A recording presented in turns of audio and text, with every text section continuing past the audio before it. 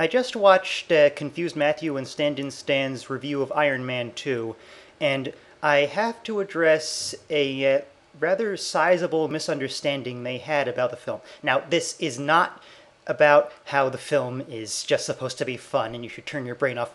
No, I never believe that is an excuse, and neither should anyone else.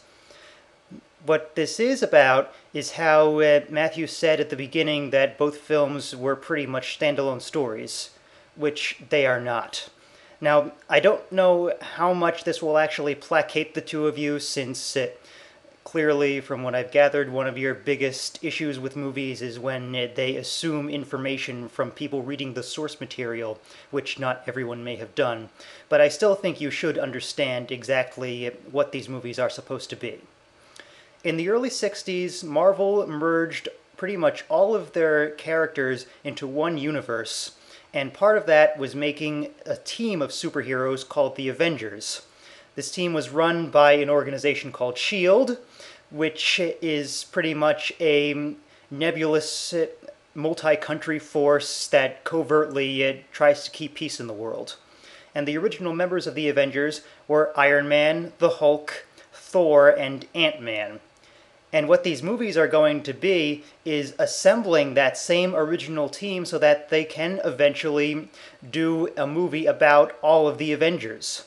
So first we got Iron Man, which ended after the credits with Nick Fury telling Tony Stark about the Avenger Initiative. Oh, and by the way, Stan, Nick Fury doesn't work for S.H.I.E.L.D., he's the director of S.H.I.E.L.D. And then in The Incredible Hulk, which I don't know if you've seen, but you definitely should if you want the full picture on this, it ends with Tony Stark telling General Ross that a team is being put together. And then in Iron Man 2, after the credits, which I imagine you didn't sit through, they find Thor's hammer in a crater in Nevada, which will lead into the Thor movie that is being released next year, and I'm really looking forward to, because it's got some really big names attached. It's directed by Kenneth Branagh. How much better can you get with that?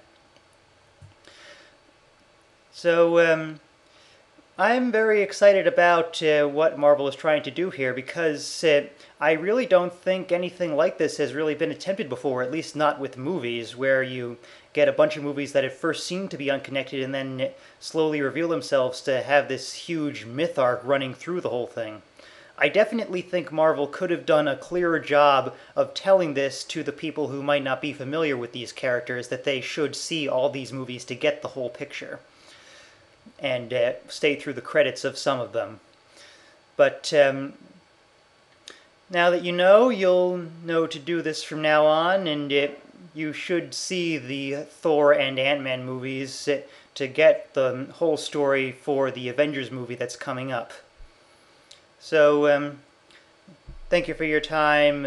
Hopefully this has helped you understand a little bit more about what this movie is trying to do.